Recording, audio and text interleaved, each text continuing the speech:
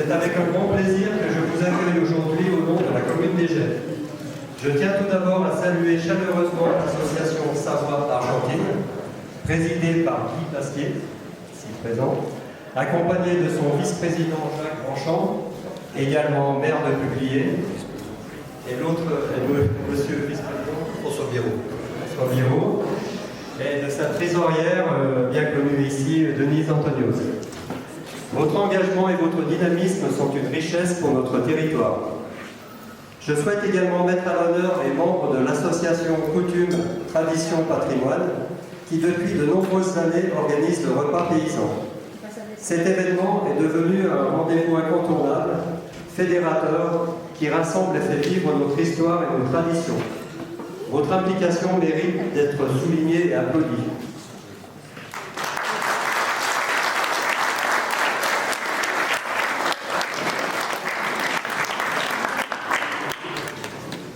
Un remerciement tout particulier à Simon Bergoin, qui a œuvré pour le rapprochement de vos deux associations. Son initiative et son enthousiasme ont permis de créer des liens nouveaux, annonciateurs d'échanges à venir. Bravo.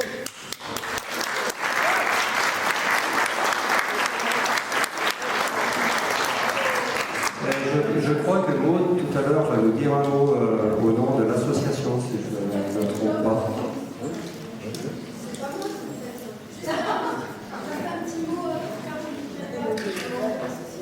Viens avec nous, s'il te plaît.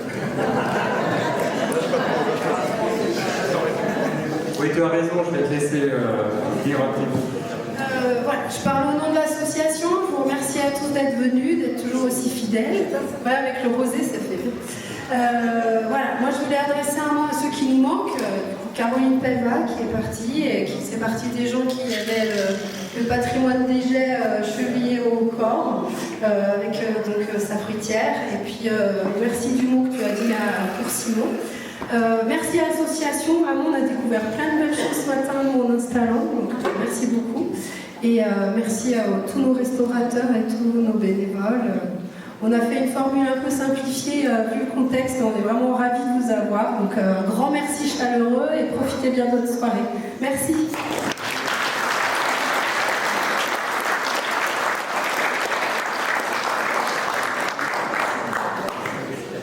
Merci à toutes et à tous pour votre engagement, votre générosité et votre esprit de convivialité. Bienvenue à tous et que cette soirée soit placée sous le signe de l'amitié et du partage.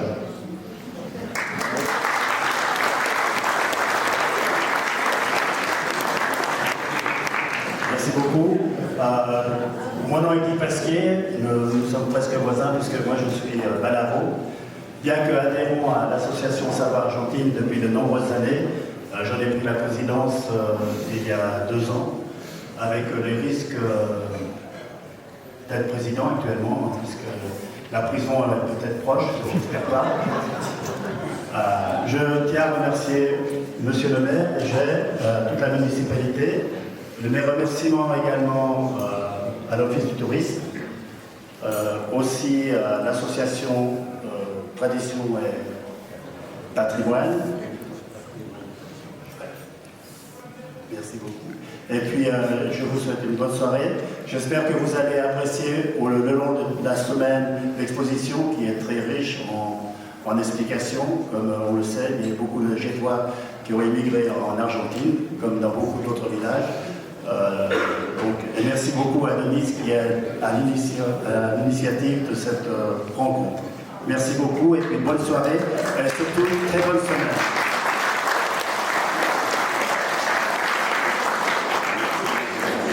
Bien.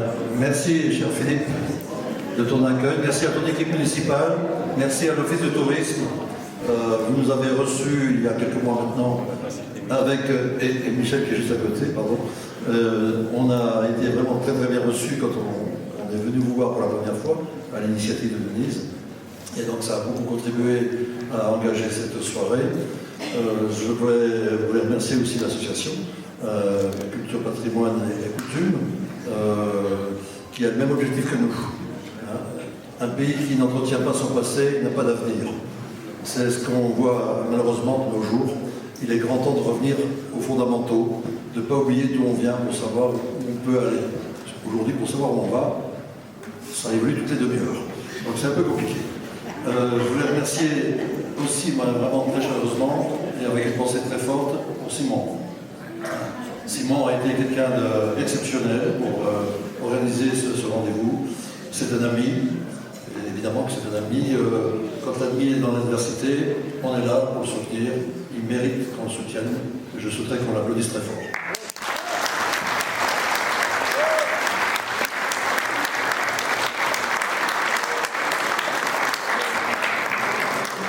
Je vais vous parler brièvement de l'association Savoie-Argentine.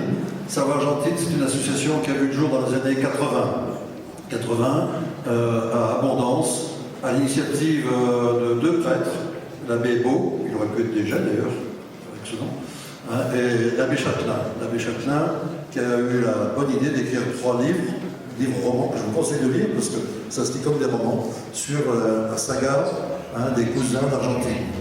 Donc, qui explique parfaitement toute cette période historique de notre histoire où nos ancêtres devaient partir parce que pour beaucoup de familles, il n'y avait pas d'espoir dans la région.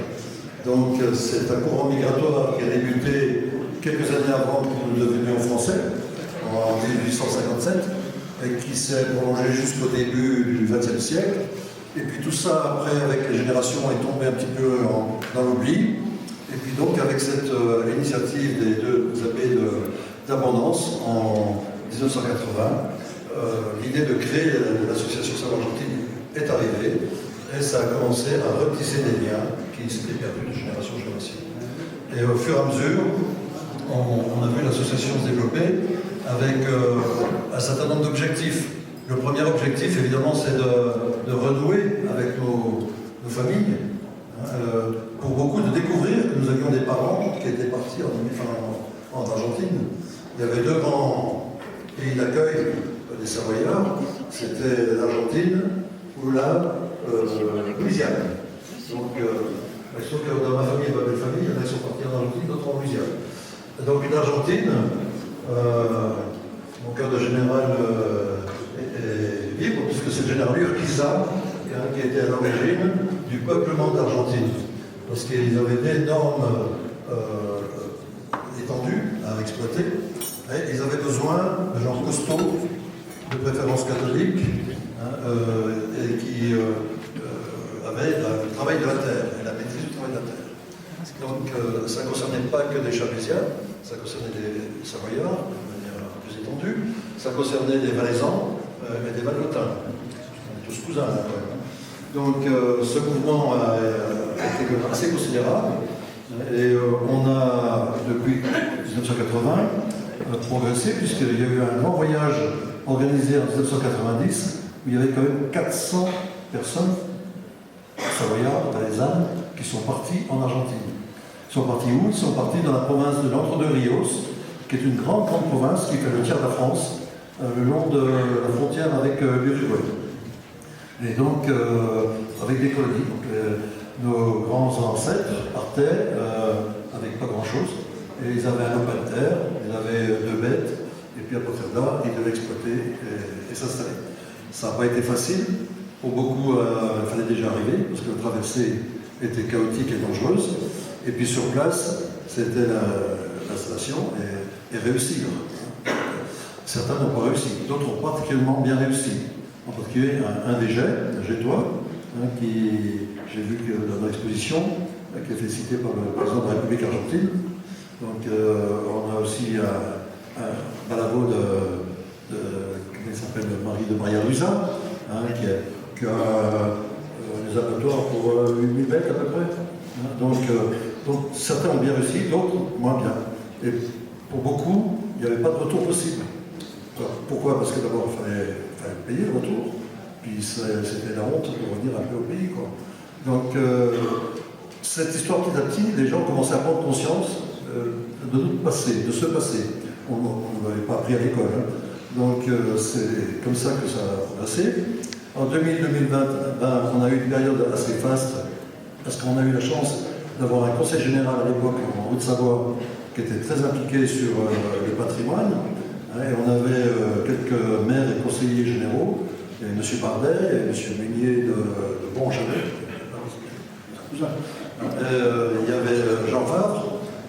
Branche, qui était aussi président de l'association Saint-Argentine.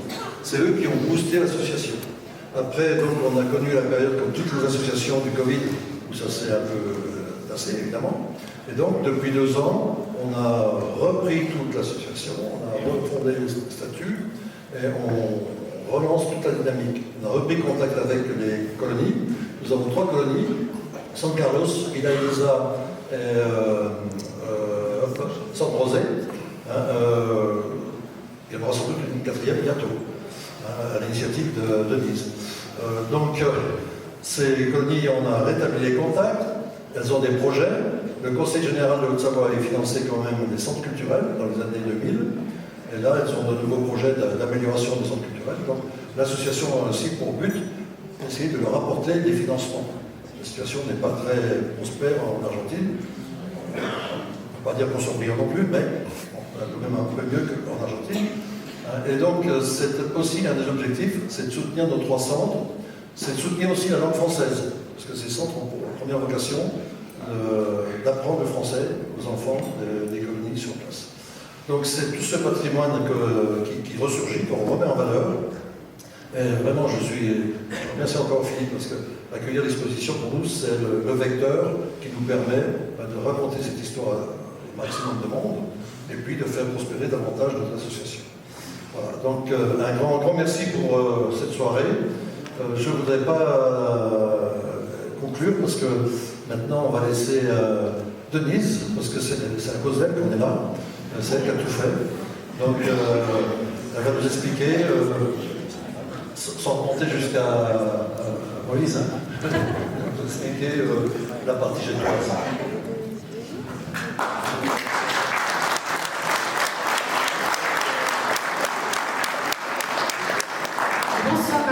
Mon propos va être assez court.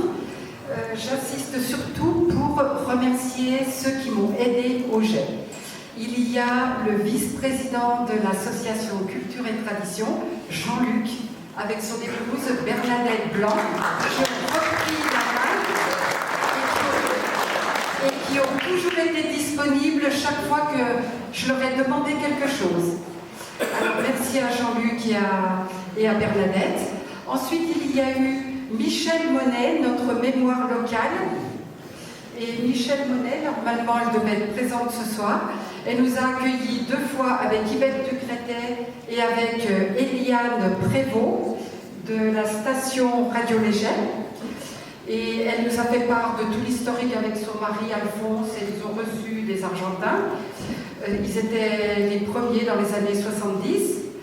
Après, on a eu notre écrivain local, Philippe Munier, et avec également Nadine Mochinier, qui est au centre station. Et eux, ils nous ont ouvert leur catalogue de photos, parce qu'ils sont passionnés de photos anciennes et de cartes postales, ce qui nous a été bien utile. Après, on a eu, surtout, Jean-Paul Beau, non pas en tant qu'architecte, mais en tant que généalogiste. Alors ça a été quelque chose. Ça fait 1 mois et demi, presque 2, que Jean-Paul Beau est complètement passionné par l'histoire des Argentins, qui sont nos cousins. Il a d'abord découvert du premier coup que toute sa famille Beau était parente avec les cousins d'Argentine. Ensuite, il a découvert un truc assez incroyable, c'est que tous, ici, autant que vous êtes, Gétois d'origine, toutes les familles sont concernées et ont de la parenté avec les migrants qui sont en ce moment là-bas. C'est-à-dire les Pernolais de Magie, les Pernolais de Chéry, les Pernolais du centre, les Ducretet, les Ducrel, les Delabel, toute la famille Monet, toute la famille Munier, les Coppel, les Bergoin, les Antonio Rossio, tout le monde.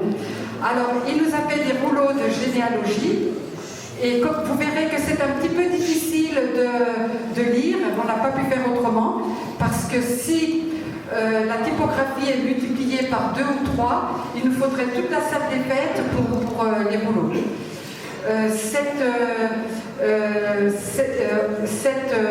Alors là, ce soir, Jean-Paul n'est pas là.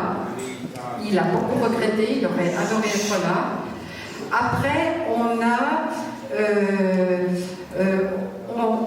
est quand même rassuré par rapport à ce qu'on ne peut pas bien voir sur les rouleaux, parce qu'on a notre webmaster ici, Didier Dustruel, qui a concocté un site pour l'association avant-gardiste et futuriste. Et il est déjà en train de numériser toute la généalogie. Alors, pour tous ceux qui voudront voir ça, vous viendrez sur le site. On a mis des flyers à l'entrée et vous pourrez vous renseigner complètement. Autre chose, comme on va probablement, les anciens Gétois qui sont en Argentine sont vraiment nombreux. Il y a 150 environ Antonios blancs. Il y a des Antonios Rocio qui sont partis en Uruguay. Il y en a d'autres qui ont fondé des familles en Espagne en partant de là-bas. Alors, tous ces gens-là attendent avec impatience le contact avec nous, encore plus que nous. Alors, le site de Didier, que Didier est en train de faire, on va créer une rubrique spéciale pour les gens des gènes. Et là, je vais avoir besoin de vous, parce qu'il va falloir créer, ça va demander un investissement assez important, et qui d'autre que les Gétois pourront aider à prendre contact avec Concordia. Alors, dans l'association, il y a beaucoup de monde, il y a tous les villages de la vallée, mais ça sera toujours plus facile que les cousins des Jets s'occupent avec nous de faire le contact avec eux. On a déjà une quinzaine, plus d'autres. À Concordia, par exemple, il y a une association qui regroupe tous les gens des Jets. Et ils sont nombreux, leurs descendants montent à plus de 1000, 2000. On a remarqué une chose aussi à propos de cette histoire, c'est qu'ils ont reconstitué un petit Chablais là-bas, en Argentine, en se mariant avec tous les gens du Chablais, du bas Chablais, de Sétrou, de Vailly, de Thonon, de Publier, etc. De Montrillon, de Morzine. Donc on veut absolument... Alors ce qu'on veut faire, c'est pas forcément que pour nous, c'est aussi pour les générations futures. Les contacts seront créés et on mettra tout sur ce site. Alors on vous invite à venir nous aider, vous inscrire, et aussi à consulter le nouveau site de l'association. Oui, c'est mon truc d'autrefois. Voilà. C'est tout. J'espère que vous serez nombreux à répondre à l'appel. Nous, on va tenir des permanences. Demain après-midi, on sera là pendant 3 heures. Ensuite, le mercredi et le samedi. Si vous voulez nous voir et avoir plus de renseignements, n'hésitez pas. Et les autres jours, ça sera libre. L'entrée sera libre, mais on ne sera pas là. Voilà. Je vous repasse notre président. Et de mon côté, je vous souhaite bon appétit et merci beaucoup.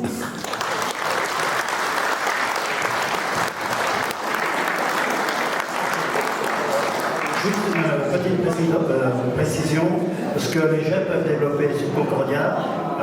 Bellevaux l'a fait avec une ville en Argentine qui s'appelle San Carlos. À savoir que cette ville se décompose en 3 parties. San Carlos Nord, Centre et Sud. Pas besoin de traduction, c'est du français. Il faut savoir qu'à l'époque, Bellevaux, qui est un petit village, 175 personnes sont parties. Elles se trouvent réunies à San Carlos. Donc il y a une grande concentration des gens, des Balavos à San Carlos. Donc ce que les Gétois peuvent développer sur Concordia, c'est la même chose. Moi je suis allé plusieurs fois, enfin je suis allé 4 fois en Argentine. Donc c'est une expérience inoubliable, parce qu'on retrouve les cousins qu'on n'a jamais connus, mais voilà, l'accueil est formidable, et aussi bien que l'accueil que vous nous réservez ce soir. Autre chose, dans le cadre du rapprochement 3 ou 4 membres de l'association, nous allons partir en Argentine, de 23 novembre au 5 décembre, visiter principalement ces 3 centres pour renouer, pour consolider les relations et puis surtout voir leur réalisation, leurs futurs projets et qu'est-ce qu'on peut faire pour eux. Voilà, je vous remercie.